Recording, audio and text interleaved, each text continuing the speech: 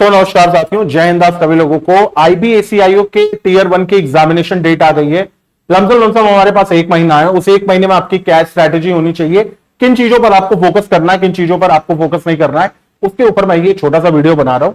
तो यहां पर अगर हम देखेंगे तो IBACIO का आपका जो 2025 का एग्जाम है उसकी last month strategy for tier 1, ठीक है।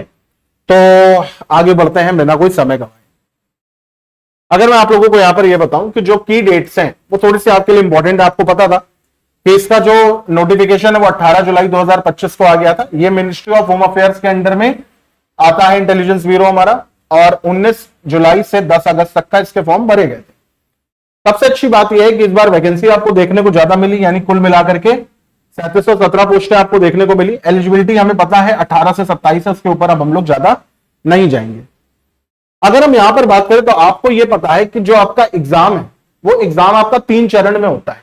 पहला होता है टीयर 1, दूसरा होता है टीयर 2, तीसरा होता है टीयर 3, उसके बाद नौकरी पक्की, ठीक है। तो टीयर 1 की जो एक्सपेक्टेड स्टार्ट डेट है वो आ गई है 16 सितंबर से, यानी आपका जो टीयर 1 का एग्जाम है वो 16 सितंबर से होगा, ठीक है। तो अगर हम यहां पर देखें तो मोड ये आपका ऑनलाइन होगा। इसके बाद आपका टीयर 2 एग्जाम होगा, जब आप इसमें क्वालिफाई हो जाएंगे, वो आपका नंबर 2 है, और इसकी डेट अभी नहीं आई है, वो तब आएगी जब टीयर 1 का रिजल्ट आ जाएगा। ये आपका ऑफलाइन डिस्क्रिप्टिव पेपर होता है। फिर जब इसका रिजल्ट आ जाएगा तो टीयर 3 इंटरव्यू की डेट आ जाएगी। ये फाइनल सिलेक्शन होता है, इससे पर्सनैलिटी और आपका सुटेबिलिटी को एक्सेस करते हैं। तो ये बात ये ध्यान में रखिएगा कि ये पूरा जो प्रक्रिया है 6 से 8 महीने की होती है, ठीक है।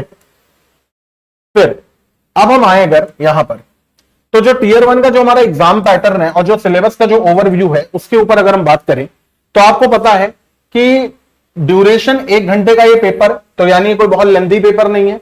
इसमें सवाल जो है वो 100 सवाल आपसे पूछे जाते हैं। टोटल मार्क्स जो है वो आपसे 100 मार्क्स, यानी हर एक सवाल 1 मार्क्स का होता है। सही करने पर 1 नंबर मिलता है, गलत करने पर आपसे 0.5 की नेगेटिव मार्किंग होती है, ठीक है। सब्जेक्ट वाइज अगर हम देखें यहां पर, तो सब्जेक्ट वाइज अगर आप देखेंगे यहां पर, तो टोटल आपको यहां पे general awareness, quants, English, analytical ability, जिसको हम लोग रीजनिंग भी कहते हैं, और जनरल स्टडीज आपको यहां पर देखने को मिलेगा, ठीक है। और अगर हम यहां पर बात करें तो टीयर 1 जो है इसकी सफलता का राज स्पीड और एक्यूरेसी में छुपा हुआ है, और इसमें कुछ भी नहीं है। अगर आप में स्पीड है, आप में एक्यूरेसी, अगर आप CHSL जैसे लेवल की तैयारी करके भी यहां तक आए तो भी ये मानकर चलिएगा एग्जाम आपके लिए बहुत इंपॉर्टेंट है। हर एक सेगमेंट से मानकर चलिए 20-20 सवाल आपसे पूछे जाते हैं यहां पर। तो जनरल अवेयरनेस से 20 होंगे, क्वांट से 20 होंगे, इंग्लिश से 20 होंगे, रीजनिंग से 20 होंगे, और जनरल स्टडीज से यहां पर आपके 20-20 क्वेश्चन होंगे, ठीक है। तो टोटल आपके 5 सब्जेक्ट में 20-20 ले लो तो 100 हो।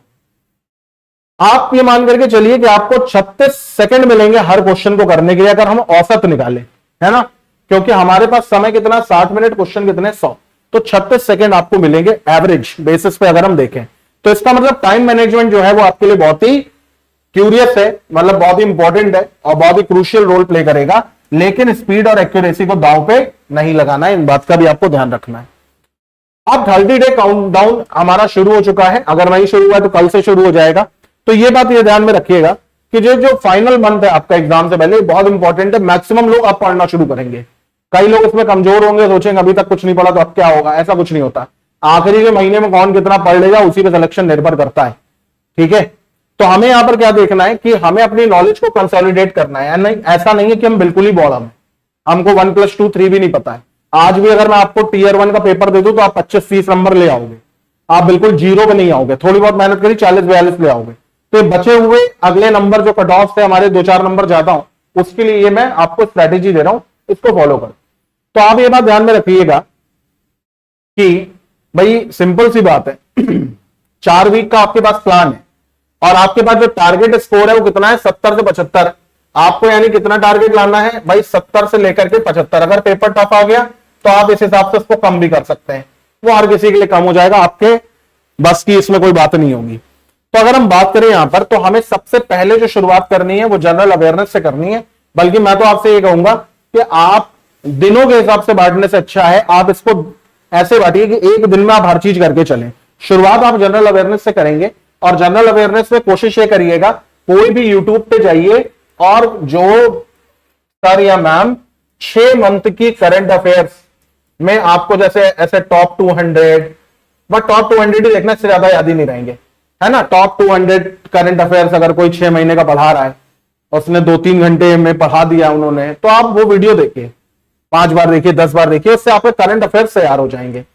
फिर उसके बाद जैसे हिस्ट्री है, तो हिस्ट्री में आप मॉडर्न हिस्ट्री यानी आफ्टर गांधी जो हिस्ट्री है वो जरूर पढ़ लीजिए, लूसेंट उठाइए, मेन पॉइंट पढ़ना शुरू कर दीजिए। पॉलिटी में आर्टिकल जरूर देख लीजिए, प्रेसिडेंट देख लीजिए, सीएम देख लीजिए, है ना, बल्कि मैं तो कहूंगा सारे पहले प्रीवियस ईयर लगा लो तो आपको खुद ही समझ में आ जाएगा कि क्या क्या आपको करना है। साइंस इंपॉर्टेंट होती है, साइंस के ये मान करके चलिए पी, सी और बी, पीसीबी के हर 200 क्वेश्चन उठाओ करके यूथ पब्लिकेशन से प्रैक्टिस मार लीजिए, आपको खुद ही समझ में आने लगेगा। जब आपके पास समय बचे तो आप अगले 200 क्वेश्चन उठा करके, और ये मिक्स में मारना, चैप्टर वाइज मत मारना, तो हर एक से आपने कितने 4 1200 क्वेश्चन आप लगा करके जा रहे हैं, तो 1200 क्वेश्चन में मैक्सिमम चीजें तो फंसी जाएंगी आपकी। ठीक है, ये मान करके चलिए कि डेली आपको रिवीजन करना है, कम से कम 100 एमसीक्यूज आपको डेली रिवाइज करने हैं। ठीक है, इसके बाद अगर हम देखें तो आपको क्वांट्स में भी आना है, तो क्वांट्स में भी सबसे पहले आप पीवाईक्यू पे जाइए, और पीवाईक्यू पे जाकर के देखिए कौन सा इंपॉर्टेंट है ना। जैसे आप देखेंगे तो एवरेज इंपॉर्टेंट है, तो एवरेज की प्रैक्टिस करना शुरू करिए। परसेंटेज से हर बार सवाल बनते हैं, प्रॉफिट एंड लॉस से बनते हैं, टाइम एंड वर्क से बनते हैं, एसआई सीआई से बनते हैं। इसके साथ साथ मैं आपको बताऊं तो एवरेज से भी बनते हैं, है ना, नंबर सिस्टम से क्वेश्चन बनते हैं, डेटा इंटरप्रिटेशन में जो छोटे छोटे होते हैं ना क्वेश्चन वो बनते हैं, लेकिन उनकी लैंग्वेज लंबी होती है। तो एक बार पीवाईक्यू आप लगाएंगे तो आपको काफी हद से समझ में आ जाएगा। उसके बाद हर चैप्टर के कम से कम 50 से 75 क्वेश्चन, यानी 50 to 75 क्वेश्चन से आपको लगाने ही लगाने। फिर इंग्लिश लैंग्वेज पर आते हैं, क्योंकि ये बहुत इजी है और ये बहुत स्कोरिंग है भाई, इसमें आप 100% भी नंबर ला सकते हैं अगर सिनोनिम एंटोनिम्स की थोड़ी बहुत जानकारी है, वर्ड में जो रूट फॉर्मेशन है ये आपको आता है, ग्रामर में टेंस, आर्टिकल, प्रीपोजिशन, कंजंक्शन, है ना, सब्जेक्ट वर्ब एग्रीमेंट, ये चीजें अगर आपकी अच्छी हैं तो आप स्कोर कर सकते हैं। प्लस जहां से हर बच्चा स्कोर करता है वो है रीडिंग कॉम्प्रिहेंशन और क्लोज टेस्ट, यहां पर मैं लिखे देता हूं। तो ये तो आपको प्रैक्टिस करने, कम से कम एग्जाम से पहले आप 20 से 30 आरसी और 20 से 30 क्लोज टेस्ट लगा करके जाइएगा। ठीक है, आगे की अगर हम यहां की बात करें तो अगला स्टेप जो आपका होना चाहिए वो होना चाहिए कि आप लॉजिकल रीजनिंग को हल्के में मत लीजिएगा। लॉजिकल रीजनिंग एक ऐसी है जिसके 20 से 25 क्वेश्चन आप रोज लगाएं, आप 20 से 25 क्वेश्चन उसके रोज लगाइएगा। और ये मान करके चलिए कि जब आप 20 से 25 क्वेश्चन रोज लगाएंगे, मैं मानो 30 दिन में एक दिन भी नागा नहीं आपने किया है, तो आप 750 क्वेश्चन लगा करके जाएंगे और यहीं से ही चीजें आपकी फंसेंगी। ठीक है, या उसमें कुछ इंपॉर्टेंट टॉपिक है जैसे कोडिंग, डिकोडिंग है, ब्लड रिलेशन है, अरेंजमेंट है, पजल है, डायरेक्शन है, सिलोजिज्म है, लॉजिकल डिडक्शन है, सीरीज कंप्लीशन और एनालॉगी। इन चीजों को जरूर करिएगा, कोशिश करिए कि series, analogy, odd one out, coding, decoding, इनकी जितनी ज्यादा प्रैक्टिस कर पाए उतनी ज्यादा प्रैक्टिस करिए। मैं लॉजिकल रीजनिंग में भी आपसे यही कहूंगा कि हर टॉपिक के कम से कम 50 से 75 क्वेश्चन लगा करके जाइए। ठीक है, एक बात और ध्यान में रखिएगा कि आपको 2 घंटे के लिए प्रीवियस ईयर क्वेश्चन रोज करने, कम से कम 50 प्रीवियस ईयर क्वेश्चन रोज करिए। 50 क्वेश्चन 2 घंटे में आपके हो जाएंगे अगर आप मैथ के कर रहे हैं। अगर आप जीएस, इंग्लिश या फिर अगर आप करंट अफेयर से कर रहे हैं तो आप 2 घंटे में 100 से 150 क्वेश्चन भी बड़े आराम से कर सकते हैं। ठीक है, तो इसको भी करिएगा। ये मान करके चलिए कि एग्जाम डेट यानी 16 सितंबर, तो 1 सितंबर तक आपके जितने भी प्रीवियस ईयर क्वेश्चंस हैं, कम से कम ये तो आपसे प्रैक्टिस हो ही जाए। अगर आपने कुछ भी नहीं करा है तो ये काम आपको करना पड़ेगा। फिर अगर हम यहां पर देखें, आगे बात करें तो जैसे ही आपका मान करके चलिए कि सितंबर की शुरुआत हो जाए, यानी 5 सितंबर टीचर्स डे वाले दिन से लग जाइए और डेली एक मॉक लगाना शुरू कर दीजिए। एक मॉक सुबह और एक मॉक शाम को लगाना शुरू कर दीजिए। ठीक है, चाहे आपकी प्रैक्टिस उस लेवल की हो चाहे ना हो, इतना करना शुरू कर दो। क्योंकि देखो, सिर्फ और सिर्फ मैथ्स ही एक ऐसा सब्जेक्ट है जिसमें थोड़ा सा खींच आपको लगेगी, है ना, लेकिन 1 घंटे में 100 सवाल पूछने हैं तो लेवल कोई बहुत हाई नहीं होगा, आप कर सकते हो इसको, बड़े आराम से आप कर लोगे। ठीक है, तो फुल लेंथ मॉक टेस्ट देना शुरू कर दो। ठीक है, और ये मान करके चलो कि पूरा पेपर एक ही बार में देना बिना कोई ब्रेक लिए, और वैसा ही एनवायरमेंट यानी प्रॉपर सीटिंग, कंप्यूटर सेटअप, शांत जगह। ठीक है, फिर हर एक मॉक के बाद आपको कम से कम 50 मिनट बैठ करके उसको एनालाइज करना है कि कहां पर हमने गलती करी, है ना, कौन सा सेक्शन है ऐसा है जो हमारा वीक है ना। फिर उन क्वेश्चंस को जहां पर आपने नंबर अपने लूज करें, नेट स्कोर देखना जरा कितने आए, और ये भी देखना कि कितने हम पा सकते थे। जैसे फॉर एग्जांपल मैंने 40 क्वेश्चन सही करे, 20 हड़बड़ी मैंने गलत कर दिए, तो मेरी हैसियत 60 नंबर की थी, पर मेरे को मिले कितने भाई, 40 - 5 यानी 35 नंबर मिले। तो हम थे यहां पर और हम मिला हमें कितना, इतना। तो हमें थोड़ा सा इन बातों का भी ध्यान रखना पड़ेगा। ठीक, आप ये मत मानिएगा, मेहनत करेंगे तो ये पेपर जरूर आपका निकल जाएगा, क्योंकि बहुत इजी पेपर आता है, इतना टफ नहीं होता। आप अपने वीक एरियाज पर फोकस करिए और उन वीक एरियाज को एक डायरी बना करके उसमें लिखिए, है ना। जैसे मान लो 20 क्वेश्चन है, 20 में से 17 क्वेश्चन मान लो नहीं आते हैं जीएस के, तो डायरी बना के वन लाइनर में लिख लो, पहला सत्याग्रह कब हुआ था, इस दिन हुआ था, अकबर कहां पैदा हुआ था, ये चीजें लिख लो। ये चीजें रिपीट होंगी तो आपके काम ही आएंगी। ठीक है। आपको रिवाइज करना है हाई यील्ड टॉपिक्स को, जैसे एवरेज हो गया, परसेंटेज हो गया, प्रॉफिट एंड लॉस हो गया, आपका डीआई हो गया। तो इनको आपको डेली बेसिस पे रिवाइज भी करना है। ज्यादा नहीं, 4 क्वेश्चन उठा करके लगा लो, 4 परसेंटेज से लगा लो, 4 प्रॉफिट एंड लॉस से लगा लो। ठीक है, तो ये क्वेश्चन आप कर सकते हैं।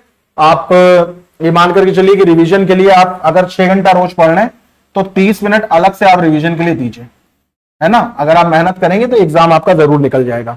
और एक बात ये ध्यान में रखिएगा, क्योंकि नेगेटिव मार्किंग है तो थोड़ा सतर्क भी रहिए। ठीक, अगर हम आगे यहां पर देखें तो आपका जो लास्ट वीक का जो अप्रोच है, यानी मान करके चलिए कि एडमिट कार्ड्स आ चुके हैं या admit card about to come है या आ चुके हैं और सिटी अभी नहीं पता चली है, तो उस वीक के लिए आपको क्या करना है भाई, आपको 15 minute section wise rapid quiz देने हैं 5 के। ये काम रोज होना है। करंट अफेयर्स का रिवीजन करना है आखिरी 3 महीने पर। इंग्लिश कॉम्प्रिहेंशन और एरर डिटेक्शन की प्रैक्टिस करनी है। फॉर्मूले और शॉर्टकट टेक्निक जो आपने अभी डायरी में बनाई है, उस डायरी को रोज पढ़ के बिल्कुल चार्ट डालना है, तभी आपका सिलेक्शन होगा, ना थोड़ी सी मुश्किल है। और एक बात ये ध्यान में रखिएगा कि मेंटल प्रिपरेशन भी भैया बहुत जरूरी होती है। आप अपनी स्लीप साइकिल ये नहीं रात भर जग रहे हैं फिर दिन भर सो रहे हैं, प्रैक्टिस करिए थोड़ा सा रिलैक्स रहने के लिए। ठीक है, और जो डॉक्यूमेंट्स और लॉजिस्टिक चाहिए एग्जाम वाले दिन, कृपया करके एक दिन पहले ही उसको तैयार करके रख लीजिए, है ना। फिर अगर फाइनल टिप्स की बात करें तो ये मान करके चलिए कि डेली प्रैक्टिस इसमें बहुत जरूरी है। एक दिन की भी नागा आपको नहीं करना है, कोई भी छुट्टी कोई भी त्योहार अभी नहीं मनाना है। ठीक है, एक बार देखो यार, 100% मेहनत करके तो देखो। बहुत सारे लोग तो जीवन में अफसोस इसीलिए नहीं कर पाते हैं कि यार से फेल हो गए, ढंग से रो भी नहीं पाते, क्योंकि उन्होंने कभी मेहनत ही नहीं करी उतनी। तो एक बार लग करके मेहनत करके देखो, हो सकता है ईश्वर चाहेगा तो इसी बार में आपका हो जाएगा। क्वेश्चन सिलेक्शन स्ट्रैटेजी बहुत इंपॉर्टेंट है ना। जो क्वेश्चन नहीं आता है या जो आपसे नहीं हो पा रहा, अगर आप उसको पढ़ने में लगे हुए हैं तो आप अपना टाइम भी वेस्ट करेंगे, प्लस जो दूसरे क्वेश्चन में जो टाइम जाना था वो भी आप खा जाएंगे। और इसके साथ साथ एक बात ये ध्यान में रखिएगा कि ऑफिशियल रिसोर्स से ही प्रैक्टिस करिएगा, और ऑफिशियल रिसोर्स में सबसे बड़ा रिसोर्स है प्रीवियस ईयर क्वेश्चन। ठीक है, फिर यहां पर ये बात ध्यान में रखिएगा कि आईबीएसईआईओ का जो टेस्ट है वो आपकी नॉलेज के लिए नहीं, बल्कि टेम्परामेंट, डिसीजन मेकिंग, प्रेशर, ये सारी चीजें बहुत जरूरी होती हैं सब, खासतौर से आईबी के एग्जाम में, क्योंकि आईबी एकमात्र ऐसी एजेंसी है जो एक्सटर्नल रिक्रूटमेंट करती है। बाकी कोई भी ऐसी एजेंसी नहीं है जो आईबी ऐसा काम करे और एक्सटर्नल रिक्रूटमेंट करे, सब इंटरनल ही रिक्रूटमेंट करते हैं। ठीक है, तो भाई इसी के ऊपर एक छोटा सा वीडियो मैंने बनाया। मैंने सोचा कि आप लोगों को समझा दूं कि अगर आप लोगों ने आईबी के फॉर्म भरे तो इंपॉर्टेंट है कि आप उसके लिए मेहनत भी करें और इस एक मेहनत में बिल्कुल अपने आप को निचोड़ दें। चंदन भाई, take care, thanks a lot for giving me your time.